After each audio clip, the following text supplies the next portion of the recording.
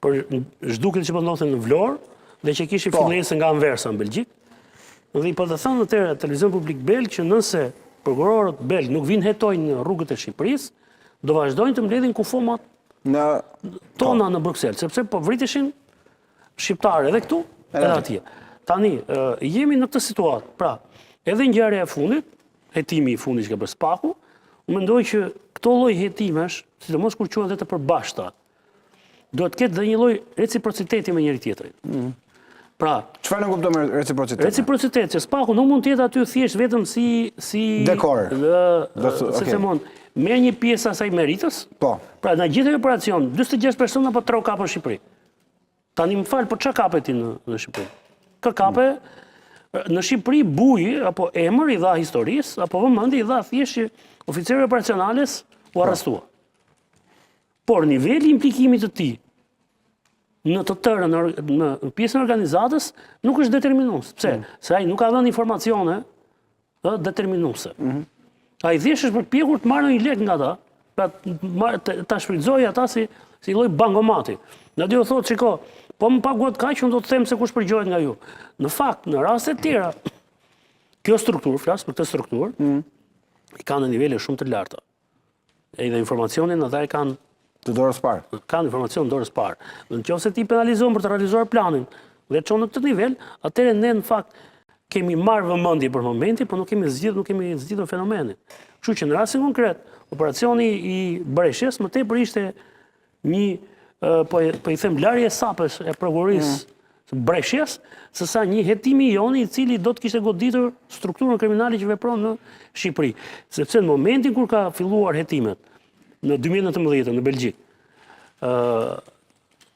kjo strukturë ishte ende në Shqipëri, nuk ishte ngjitur akoma në maj. Ishte në rrugën e ngjitjes, por ishte akoma larg pozicionit në të cilin u ngjit më mbrapa dhe aq më tepër kur është tani.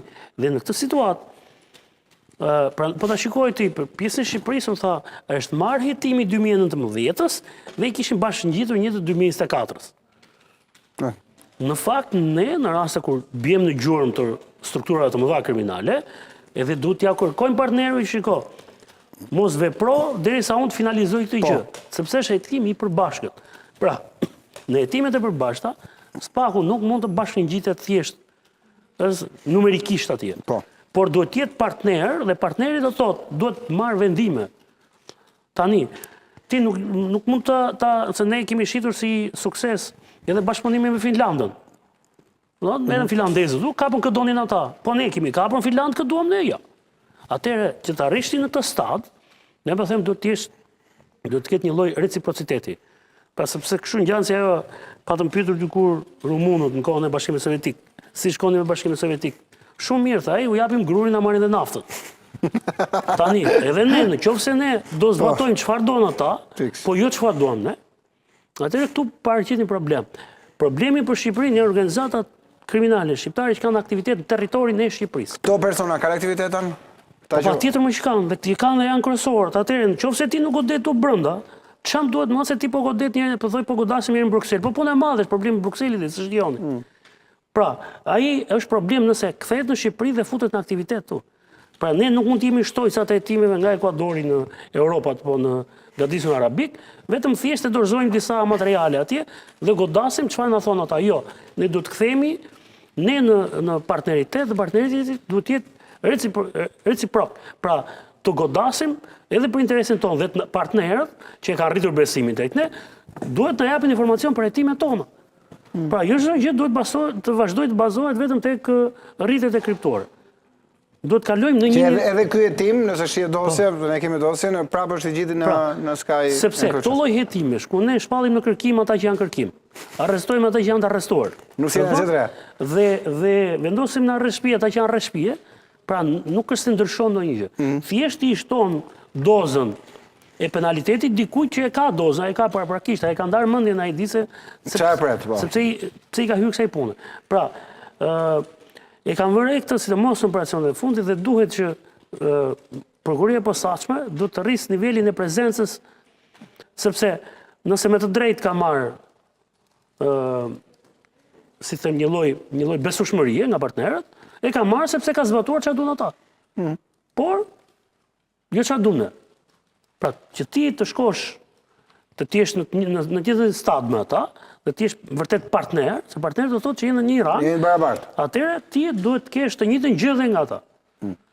Pra ata duhet të japin informacion për hetimin që kryen ti, sepse ne kemi shumë hetime, personat e atyre hetimeve janë në vendet Bashkimit Evropian. Dhe ato hetime duhet të dirigjohen nga ne, jo duhet të dirigjohen nga partnerët ndërkombëtar, sepse janë hetimet tona.